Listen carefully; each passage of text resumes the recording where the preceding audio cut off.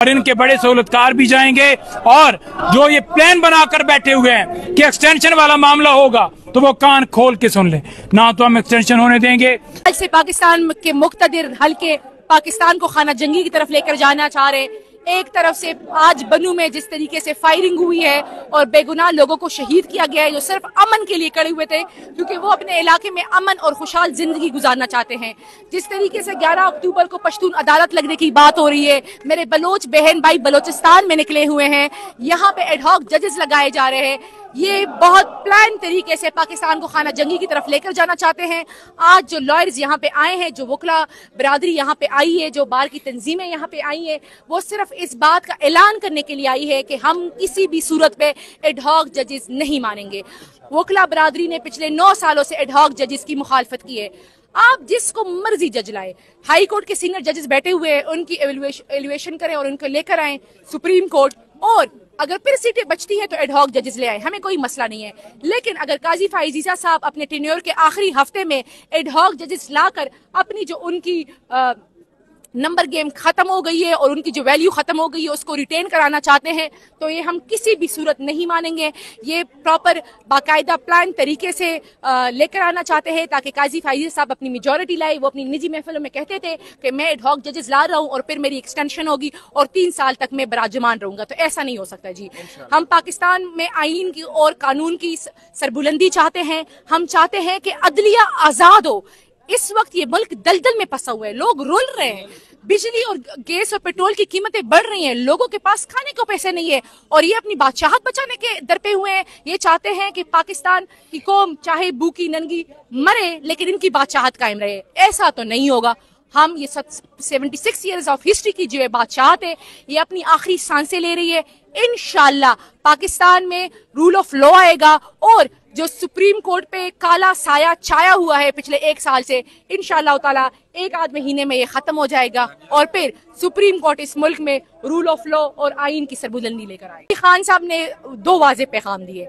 खान साहब ने एक जस्टिस काजी फाइजिया साहब पे अदम एतमाद का इजहार किया है, फुली बाइकॉट का इजहार किया है। उन्होंने आमिर फारूक साहब पे जो है ना अदम एतमाद का इजहार किया है। हमारी पार्टी रेफरेंस ला रही है आमिर फारूक साहब पे और जस्टिस काजी फाइजीसा साहब पे भी।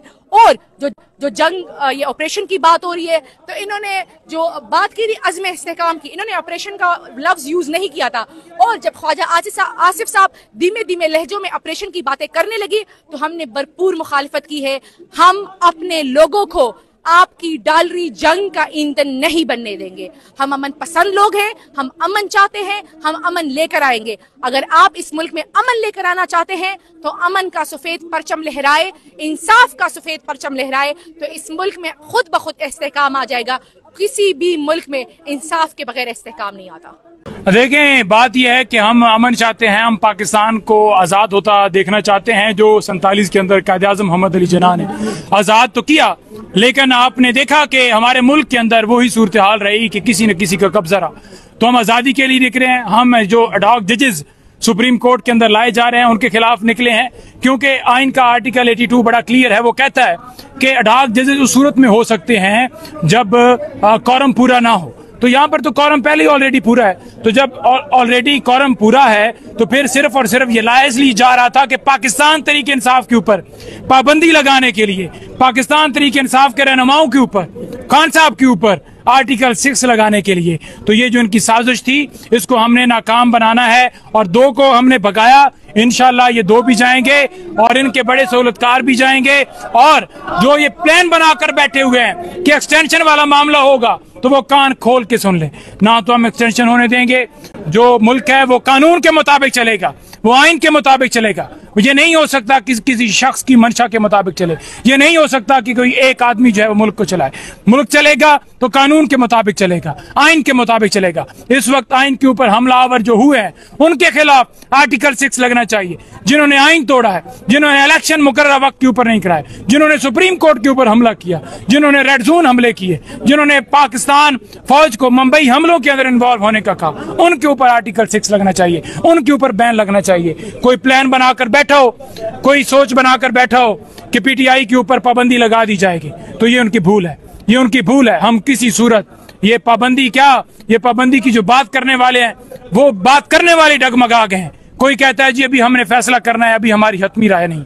तो आपने देख लिया कि हल्का सा रिएक्शन आया है, और आप देखेंगे कि आने वाले दिनों में ये जो सारा मामला है ये इनकलाब की तरफ जा रहा है। और तब तक ये मामला नहीं रुकेंगे, तब तक ये एहतजाज, ये जलसे जुलूस, ये वकला निकलेंगे, जब तक मुल्क के अंदर कानून की बालादस्ती नहीं हो जाती। हम इमरान खान की रिहाई का मुतालबा करते हैं। हम कहते हैं कि हमारे अदारे आजाद हो। हम कहते हैं कि हमारे वर्कर्स जिस वक्त बेगुनाह अंदर पड़े हुए उनको रिहा की। हम कहते हैं कि तमाम लीडरशिप पीटीआई की, जिनको 9 मई की पादाश के अंदर रखा गया है, जिनके ऊपर 9 मई का जानबूझकर प्लान बनाकर मलबा डालने की कोशिश की गई है, हम तमाम की रिहाई का मुतालबा करते हैं। हम कहते हैं हमारे जजेस के घरों में, हमारे कमरों में कैमरे ना लगाए जाएं। हम कहते हैं कि किसी को ब्लैकमेल ना किया जाए। आज हमारे मीडिया के जो सपोर्टर्स हैं, आज हमारे मीडिया के जो टाइगर्स हैं, सोशल मीडिया एक्टिविस्ट हैं, उनको उठाया जा रहा है। अजहर मशवानी के भाई हों, शबाज गिल के भाई हों, या और आप देख लें कि रिजवान हो या कोई और हो जो इंस्टा को लीड करता हो, तो उन लोगों को उठाया जा रहा है। आवाज बंद करने की कोशिश की जा रही है। हम जो आवाज बंद करने का प्लान बनाकर बैठे हैं,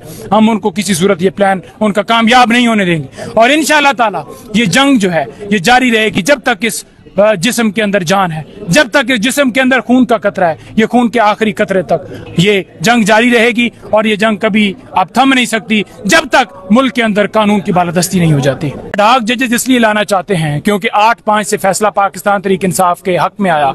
वो हक में ना कह लें, वो इंसाफ के ऊपर मबनी आया। तो वो जो मेजोरिटी है वो चाहते हैं कि वो मिनॉरिटी के अंदर तब्दील हो जाए, और मेजोरिटी जो है वो चीफ जस्टिस पाकिस्तान जनाब काजी फैसल साहब की बन जाए।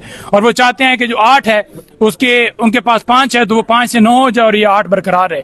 तो 9-8 से वो चाहते हैं कि मखसूस नशिस्तें जो हैं वो दूसरी जमातों को दी जाएं, वो जमातों को दी जाएंगी। और फिर उसके बाद वो चाहते हैं कि आइन के अंदर ऐसा खिलवाड़ किया जाए, हाई कोर्ट का कोई जज यहाँ अगर इंसाफ देता है तो उसे इंसाफ वाले को उठाकर सिंध भेज दिया जाए, सिंध वाला कोई इंसाफ देता है तो उसे उठाकर बलूचिस्तान भेज दिया जाए। ऐसी आइनी तरमीम चाहते हैं, अपनी एक्सटेंशन चाहते हैं, और इसके पीछे यही राज है कि एक्सटेंशन हो, ये आइनी तरमीम करें, ऐसा मुल्क के अंदर कानून, ऐसे काले कानून लेकर आए जिससे वो अपनी मर्जी के मुताबिक मुल्क चलाएं। लेकिन हम ये किसी सूरत चलने नहीं देंगे।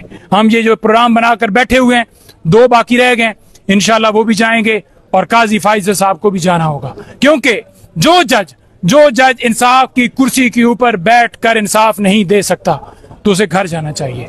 जो शख्स किसी ओहदे के ऊपर बैठकर अपनी आईनी और कानूनी जिम्मेदारी अदा नहीं कर सकता तो उसे घर जाना चाहिए। ठीक है, तो हम चाहते हैं हमारा मुल्क आजाद किया जाए। हम चाहते हैं कि हमारा मुल्क जो है वो कानून के मुताबिक ना चले, कानून के मुताबिक चले, ना कि किसी इदारे के मुताबिक चले, ना कि कोई इदारा उसको जरमाल बनाए। के जो हालात बन गए हैं इस वक्त, महंगाई की सूरत हाल आसमान पर है, लोग बिजली के बिल नहीं अदा कर पा रहे।